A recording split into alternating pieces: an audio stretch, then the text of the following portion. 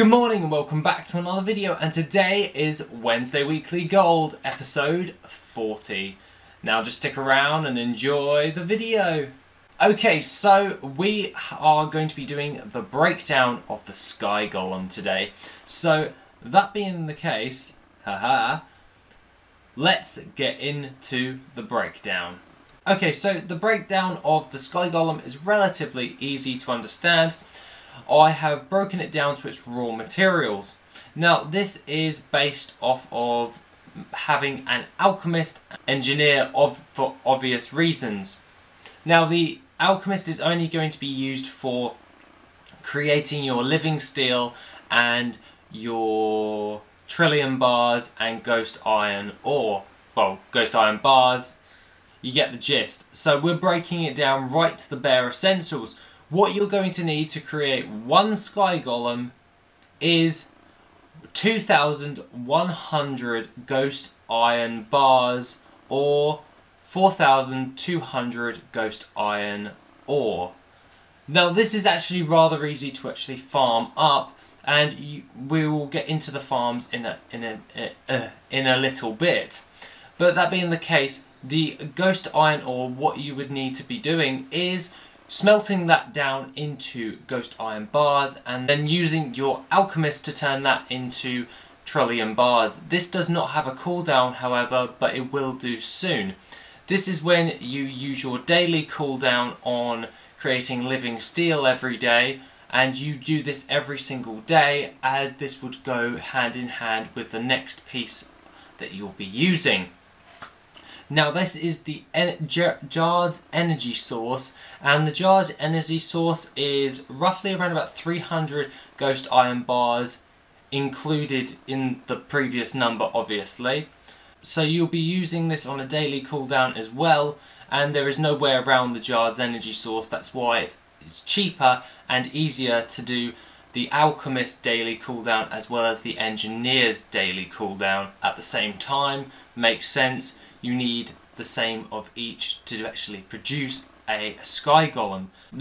So you need 30 Jard's energy sources and you need 30 living steels. You'll be doing this for 30 days obviously because of the daily cooldowns on both, and this is relatively easy to do as it is literally a login, craft and log out again. This takes less than a couple of minutes. That being said, after you have done the 30 days, you are able to craft a Sky Golem pretty much straight off the bat. Now, I do recommend that you have an engineer and an alchemist on the actual same character, so it's easier for you to do this. This actually goes quite well with actually crafting other things as well, but we'll get onto that at a later date. Okay, so let's get into the farms. Now, obviously, you're going to be farming up 4,200 ghost iron ore. You can buy this off the auction house, but I recommend farming this in the Valley of the Four Winds for the maximum amount of profit. This is easy to do and can be achieved in a few hours. The ghost iron ore in the Valley of the Four Winds is by far one of the best ghost iron ore farms that is out there. If you do know of any other better ones that you feel is better than the Valley of the Four Winds, then please put them in the comment section down below. If not, then yeah, the Valley of the Four Winds, top notch, pretty top notch ghost iron ore farm. But all in all, if you did want to rush the living steel, there is another farm you can do, and this is the MOGU vaults. MOGU vaults gives you quite a few like spirits of harmony, and this can be used for your riddle steel if you don't feel like doing that on your one alchemist every day. You can just blast out like a load of these. Bearing in mind this does cost a little bit more to actually produce the living steel, but it can do this in a relatively fast manner. Now personally I prefer to do the daily cooldown with the Jards because it's cheaper and it provides me with more profit after those 30 days. Now let's get into mass production.